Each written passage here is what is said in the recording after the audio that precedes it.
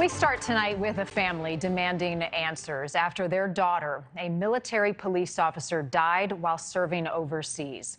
This is Denisha Montgomery, just 27 years old, her entire future ahead of her. A daughter, a wife, a mother, serving her country and working hard to support her kids back home. The Army calls Denisha's death a suicide, and they are investigating. But her family believes something far more sinister happened, and someone is not telling the truth. In a moment, I'm going to be talking with two close friends of the family live about this case and the ongoing investigation. But first, we turn to investigative correspondent Rich McHugh tonight with this exclusive report. Rich. Thanks, Marnie. I've covered a lot of stories involving the military, many of them good, some of them bad. This is likely among the worst. And if not for the video that you're about to see, we might not even know about it at all. 27-year-old Denisha Montgomery pursued her dreams and joined the Army 2 years ago. I gotta protect my mama and my sister. She was determined to help provide for her 3 young boys.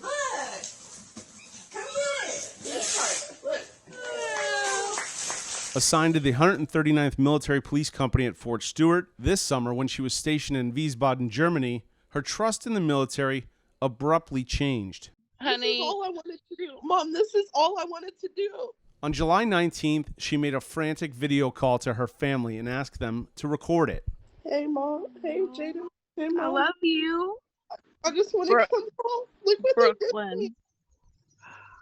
Oh, my God. She had serious bruises, open wounds on her body. What is that from? I don't know. That looks like a knife or something. In this 12-minute video call with her family, she said she went with a group of military police from her unit off base to a water park, said they had been drinking, and on the car ride back, they assaulted her. They choked me out. Look, they was doing it to me in the car. I kept telling them, I was like, I can't breathe. I was like, I can't breathe. I was gasping for air. I was like, bro, I ain't never been so scared in my life. I thought I was going to die in the car, bro. That evening, while she was on the video call, her family called the Red Cross and reported what she had told them, that 4 military police officers assaulted and strangulated her. So I was like, just let me out of the car. But they wouldn't let me out of the car. And then all this happened. In and out of tears on the call, she vowed to report her assault the next day. I'm going to talk to CID tomorrow.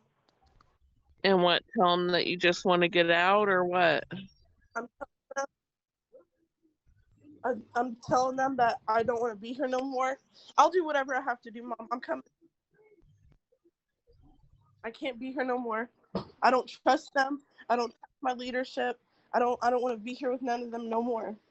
In a text message to her uncle the next day, she wrote, "They told me if I report an assault, I'll be charged with assault too because I mushed the female and bit the male that was choking me." 21 days later, on August 9th, Denisha Montgomery was found dead in her barrack. That same day, the Army told Denisha Montgomery's family that she took her own life. They said that we're sorry to inform you that your daughter has committed suicide by suffocation.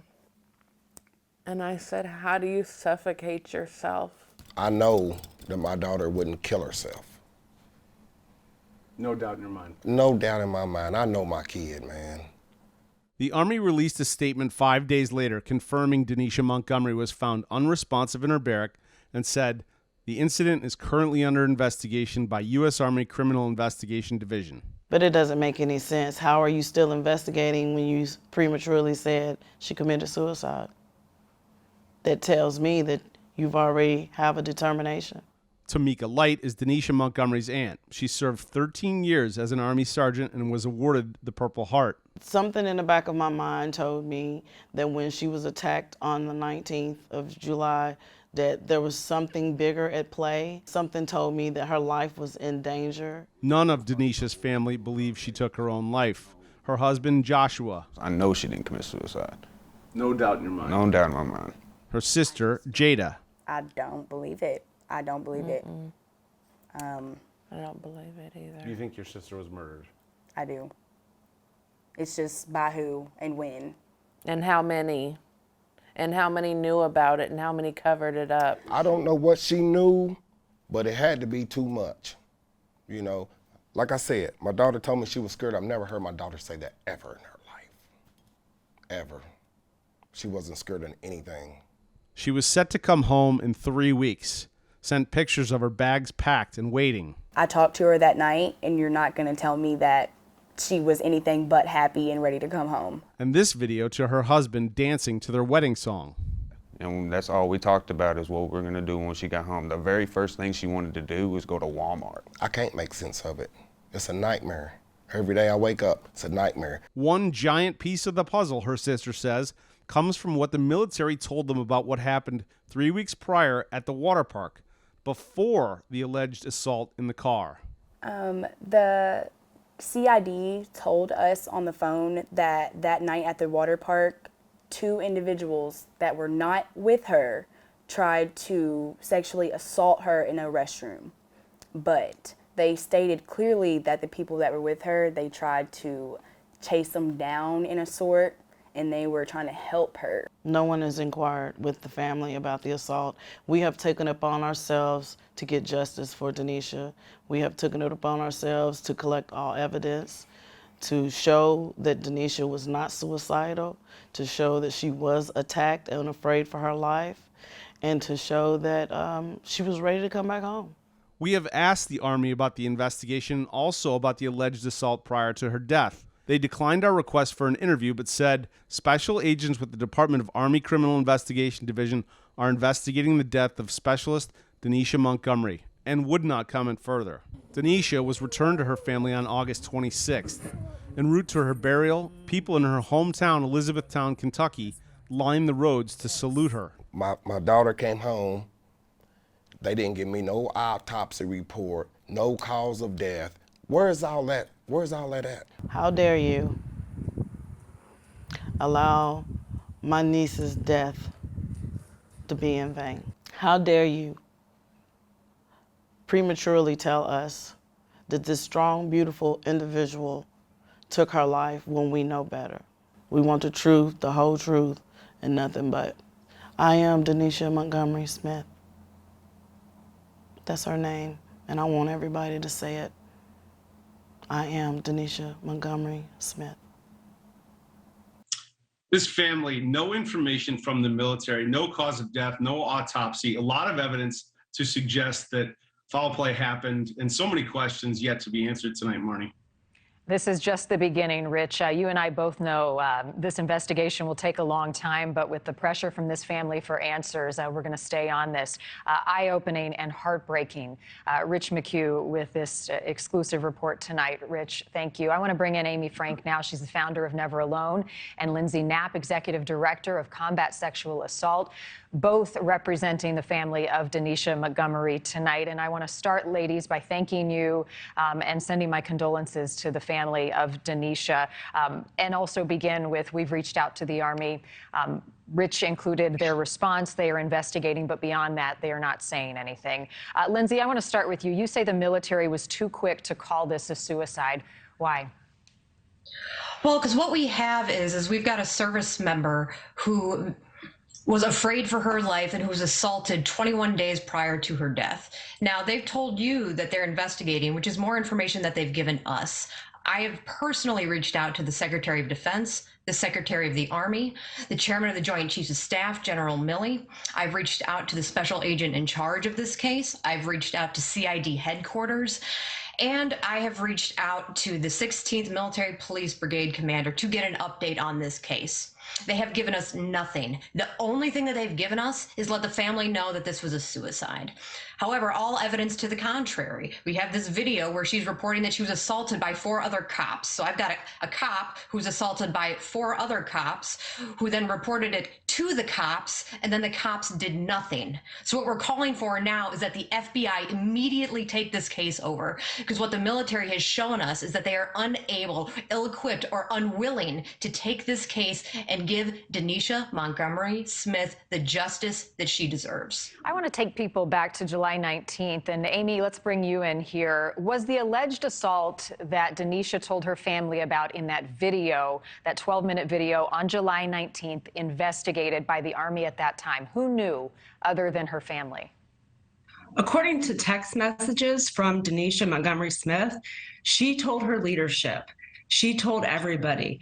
And the only thing that they did was remove one of the assailants from her actual room and put her as a suite mate. So one of the alleged assailants still had access to her.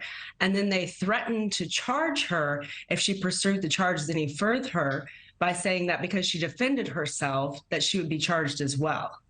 So to our knowledge, nobody was looking into what we would say would be an attempted murder on her life by strangulation. What was happening in that window of time between July 19th and that video and Denisha's death, which is about 21 or so days? How much communication did she have with her family? We saw her bags were packed to come home. She was just telling them that she was afraid and that she didn't want to speak anymore about anything because she was worried about what else was going to happen to her. And so she wanted to keep her head down and just get home where she'd be safe to tell what really happened. Lindsay, it seems as though this video, 12 minutes long, would be a key part of the investigation. The family has that video. Have the investigators with the Army contacted the family about seeing this video, asked them about some of the things Denisha had said to them prior to her death? So once we learned that the video existed, we immediately sent that to CID and the military to aid in the investigation, because obviously we want answers and the family wants to get to the bottom of this. And so despite that, they interviewed the spouse, Josh Smith. And after seeing that video, seeing the injuries, learning that she told him directly of the attack, the only questions they had for Josh were questions such as, what was her mental health state like the last time he spoke with her? Has she ever had any suicidal ideations? They didn't ask one question about the assault on July 19th, or if Denisha thought that anybody was after her or anything like that. So it became very, very clear that even after we were submitted all of the evidence that we had to them, that, where we believed that this was not a suicide at all, that the military was still leaning in hard to the suicide narrative and not investigating any other avenue. What about the idea, Lindsay, and you heard Denisha's dad say this in the piece a moment ago, the autopsy. Where is it? What did it say? When was it done? Can we have it? I would love to have it. I would love some kind of communication with the military at all. They've communicated to you more than they've communicated to us. We've reached out to congressional leaders for information, to Congresswoman Jackie Spears' office. They've provided her with more information than they have provided us. Bottom line is they treated Denisha Montgomery Smith's life as if it were forfeit. She is a Black woman, mother of 3. She comes from 3 generations of Black women who served our country. Not only did she serve our country, but she's also a cop. So this is what this looks like. This is blue on blue. This is everything. They have given us no indication that they care about her or her life. Thus, we need the FBI to take over this case immediately so that this investigation is not compromised any further. I know both of you are deeply involved with this family, this case, but other cases in the past. I will give you the final word, Amy. You're with Never Alone. What is your message to other military families tonight? What is your message to the Army about this particular case? If you could have 1 minute with them to tell them what's on your heart tonight with Denisha's death, what would you say? This woman deserves the truth. Her family deserves the truth, just like Tim Tebow's, or excuse me, just like the other families deserve the truth, and that this is a national security crisis, and we cannot continue to allow these families and these young men and women to be murdered and murdered by suicide. It has to end. We have to have transparency and accountability. We have not seen one general officer that has violated federal law be held accountable. From General White at Fort Hood with Vanessa Guillen, no accountability of a general officer violating federal laws, not protecting their service members. It has to stop. And the president has to create an accountable, transparent military where these general officers are held accountable.